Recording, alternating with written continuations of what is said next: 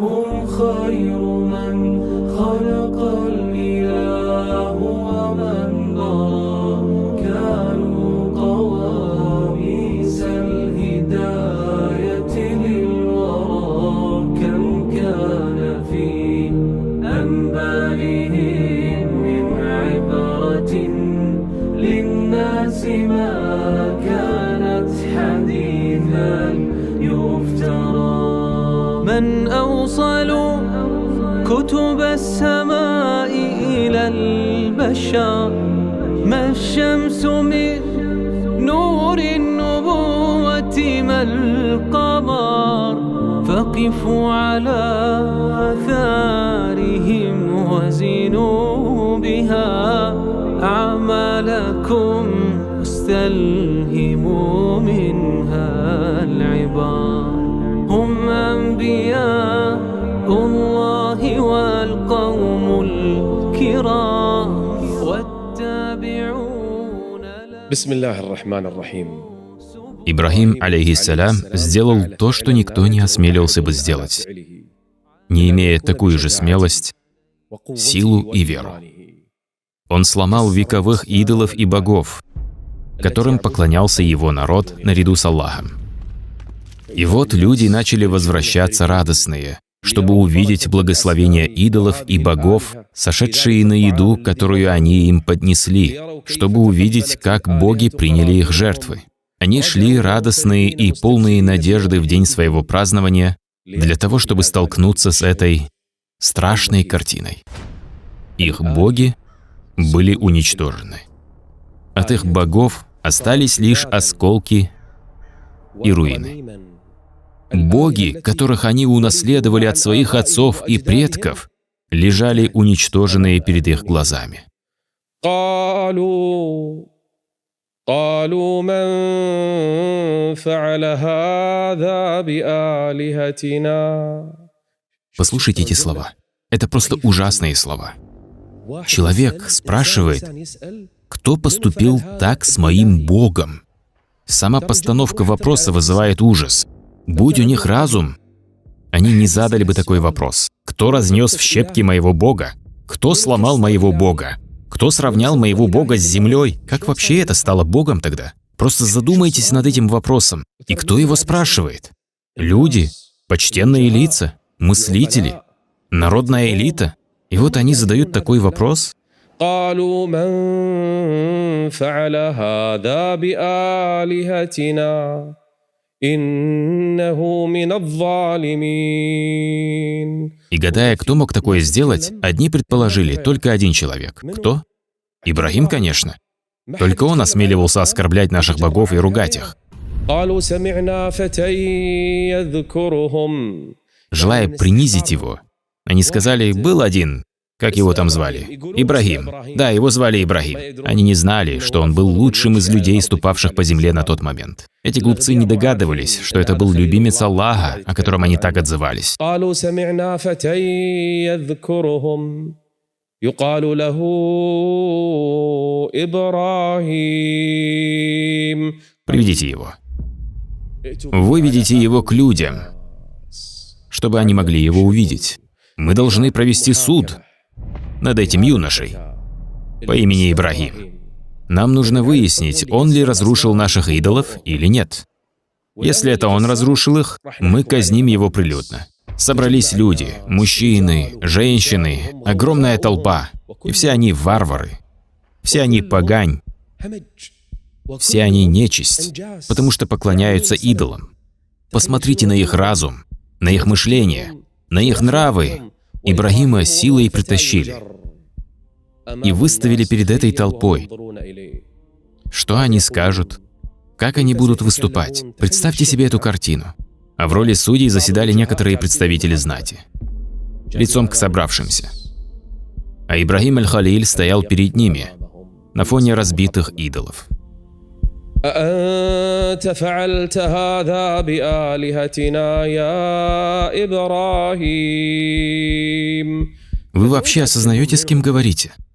Это Ибрахим, которому Аллах даровал ясные доказательства. Ни вы, ни миллионы подобных вам не смогут превзойти Ибрахима в споре. Вы хотите устроить публичный суд? Именно это и нужно было Ибрагиму. Ибрагим как раз ждал этого момента. Ты ли поступил так с нашими богами, Ибрагим? Ибрагим посмотрел на них и сказал: «Нет. Это сделал самый большой из них, вон тот. Видите, вон того огромного идола? Это он разломал их. А люди — невежественная толпа, чернь. Многие из них поверили в это. Да, точно, вон у него топор в руке. Варвары с низким уровнем интеллекта». И Ибрагим начал сеять среди них сомнения. Он знает, что люди — это просто толпа, пойдут, куда их погонят. Только его цель вон те, которые уселись судить, элита. Он сказал: «Вон тот, самый большой, сделал это. Спросите их, если они могут говорить». То есть спросите этих разрушенных идолов, кто с ними так поступил.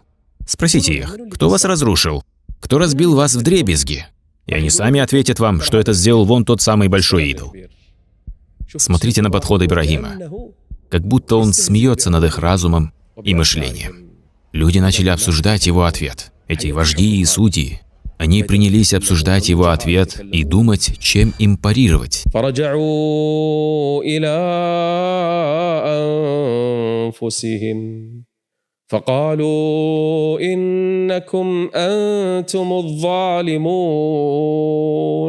Вот тут на мгновение блеснула чистота и ум. Иногда проблеск здравомыслия может наблюдаться даже у сумасшедшего. Мгновение разума. Даже у неверующего мушрика могут проявляться победные просветы фитры. Они говорили друг другу: «Ей-богу, а ведь парень говорит правду. Вы же не считаете, что эти идолы и в самом деле достойны поклонения? Это мы настоящие злодеи, и он просто смеется над нами». Но это был лишь недолгий просвет здравого рассудка. В этот момент проявилась их фитра, но длилось это всего несколько секунд перед людьми. А потом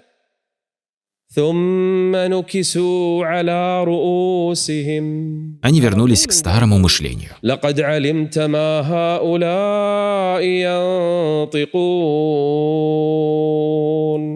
Нет, Ибрагим, ты ведь знаешь, что мы не можем у них ничего спросить. Они ведь не разговаривают. Посмотрите на этот несуразный ответ. Более бестолкового ответа и представить невозможно. Почему вы даете такой глупый ответ? Вы говорите: «Ты знаешь, что наши боги не способны говорить». Они не могли говорить, когда были целы, а уж тем более сейчас, когда они превратились в груду осколков с пылью.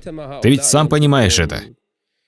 И в этот момент Ибрагим ответил им перед всеми людьми, перед всей этой толпой, громким голосом: قال أفتعبدون من دون الله ما لا ينفعكم ولا يضركم. И люди все это слышали. Ибрагим был самым мудрым среди них, несмотря на свой юный возраст. Он произнес речь перед их предводителями, и все это слышали. Аллаху Акбар, посмотрите на эту смелость. Позор всем вам, и стоящим, и сидящим, и слушающим, и смотрящим.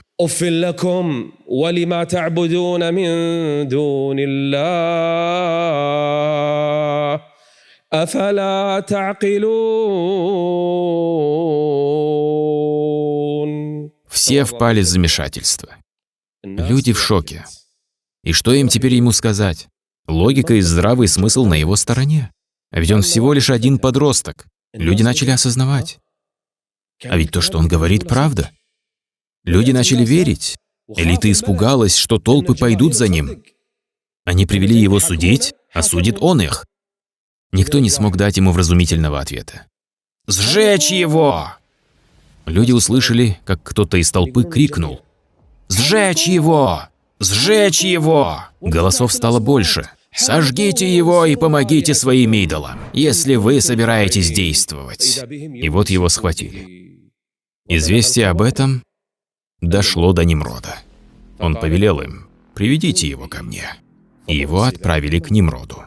من أوصل كتب السماء إلى البشر ما الشمس من نور النبوة ما القمر فقفوا على آثارهم. Нимрод был жестоким и несправедливым тираном, который притеснял людей. Его власть распространялась от востока земли до запада.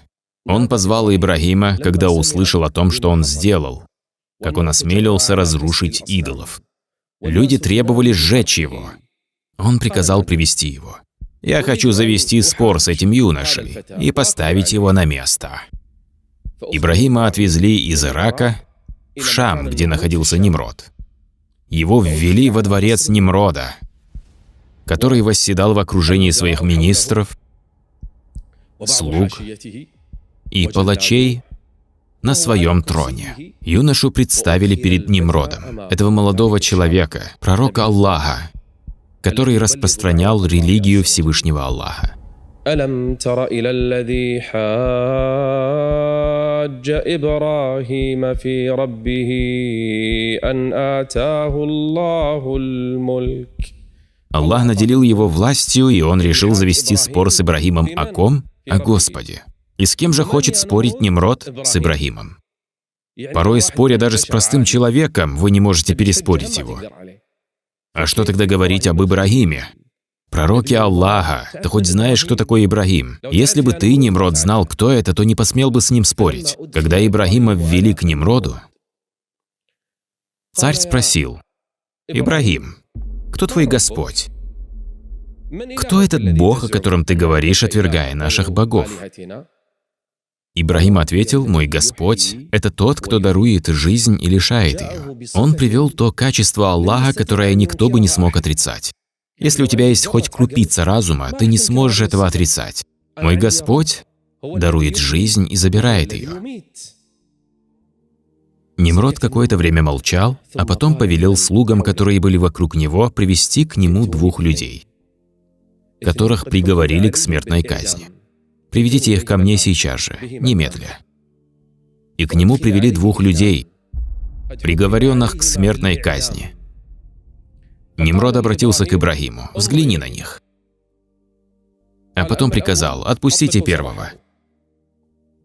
«Отпустите его. Мы его оправдываем, пусть возвращается к себе домой. А второму сейчас же отрубите голову».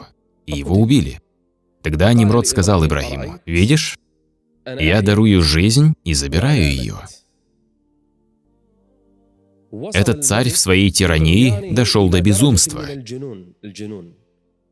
Ибрагим, алейхиссалям, говорит об одном, а Нимрод совсем о другом, никакой связи. Какая связь между созданием и сохранением человеческой жизни? Если ты убил человека, то разве это значит, что смерть в твоей власти? Причем здесь убийство вообще? Если ты отменил казнь, это значит, что ты его оживил? Что это за безумие? Он был жив еще до того, как узнал тебя. Но Ибрагим, алейхиссалям, не стал спорить с ним по этому вопросу. Он не стал говорить: «Нет, я имел в виду другое, а не убийство, вы меня не так поняли». Нет. Потому что Ибрагим обладал мудростью, он понимал, что с такими людьми бесполезно спорить. Этот человек — безумный тиран. С ним без толку вести интеллектуальную дискуссию. Это бесполезно. Поэтому он сказал: «Аллах велит солнцу восходить со стороны востока. Мой Господь велит этому солнцу каждый день восходить на востоке. Если ты, Нимрод, утверждаешь, что являешься Господом, считаешь себя Богом, вели этому солнцу взойти завтра с запада». Нимрод смолк. Он понимал, что Ибрагим имел в виду. Он понял, что если он продолжит спорить с ним, то опозорится на глазах у людей. Он ощутил уровень его ума и его веские доказательства. ألم تر إلى الذي حاج إبراهيم في ربه أن آتاه الله الملك إذ قال إبراهيم ربي الذي يحيي ويميت قال أنا أحيي وأميت قال إبراهيم فإن الله يأتي بالشمس من المشرق فأت بها من المغرب فبهت الذي كفر. Нимрод замолк. والله لا يهدي القوم الظالمين. Он не смог ответить ему. Что он ему теперь скажет? Как он заставит солнце восходить с запада? Он не знал, как парировать аргументы Ибрагима. Тогда министр подсказал ему: «Думаю, нужно сделать с ним то, что требуют люди». А что они требуют? Сжечь его. Народ требует расправы огнем? Так давай сожжем его. Ты прав. Он повелел палачам заключить его в темницу. Зачем его заключать? Он сказал: бросьте его в темницу, пока они соберут дрова. Давайте сожжем этого неверующего, отвергающего наших богов. Вот вам и аргумент. Вот так действуют тираны и тагуты, когда у них нет доводов. Вот так действует преступная власть, когда у нее нет логичных аргументов. У них у всех одно решение. Убить, сжечь, запытать, посадить, пролить кровь. Вот вся их аргументация. Вот они, их доводы. Ибрагима заключили под стражу и приговорили к сожжению. من أوصل كتب السماء إلى البشر ما الشمس من نور النبوة ما القمر فقفوا على آثارهم. Нимрод повелел своим министрам и своей армии приготовить костер. Было определено место, где будут сжигать Ибрагима. Люди целый месяц собирали дрова, разного рода дрова, чтобы сжечь Ибрагима аль-Халиля. Люди даже начали кричать: قالوا حرقوه وانصروا آلهتكم إن كنتم فاعلين. те, кто хочет отомстить за богов, которых стерли в порошок, которых разбили вдребезги, кто хочет отомстить за них, кто хочет получить их довольство, пусть собирает дрова, чтобы сжечь Ибрагима. Дошло до того, что женщина даже давала обет, что если ее ребенок выздоровеет, она соберет дрова, чтобы сжечь Ибрагима. Они сделали это самой великой жертвой своим идолам и богам. Они собирали дрова и все, что могло гореть, чтобы сжечь аль-Халиля, сжечь нашего господина Ибрагима, алейхиссалям, пока он сидел в темнице. Люди старались, пока не собрали гору дров величиной в целое здание. قالوا ابنوا له بنيانا فألقوه في الجحيم. Около месяца они собирали для него эти дрова, а потом разожгли огонь. Из-за масштаба и огромной площади, которую охватил огонь, люди не могли даже приблизиться к нему. Даже птицы, пролетавшие над костром, даже птицы падали замертво, настолько высоко доходил жар от него. Они сгорали прямо в небе. Этот огонь упоминается в Коране как джахим, то есть адское пекло. Он также упоминается как строение, а не просто кучка дров. Сколько же для этого было собрано топлива? Сколько древесины? Сколько дров собрали люди, чтобы сжечь простого юношу, который призывал их к единобожию? Целый месяц собирали. И растопили огромное пекло. Нимрод повелел привести Ибрагима. Приведите его и свяжите его веревками. Люди опешили: мы не сможем приблизиться к огню, чтобы бросить его туда. Царь сказал: поместите его на трибушет. Знаете, что это такое? Раньше их использовали на войне для метания горящих камней. Поместите его на трибушет, потому что палачи сами не могли приблизиться к огню из-за его величия и жара. О Аллах! Этот верующий, благочестивый юноша, вместе с которым уверовало только двое, его жена и племянник, чем они смогли бы ему помочь? Его поместили на трибушет, чтобы бросить в тот огромный костер.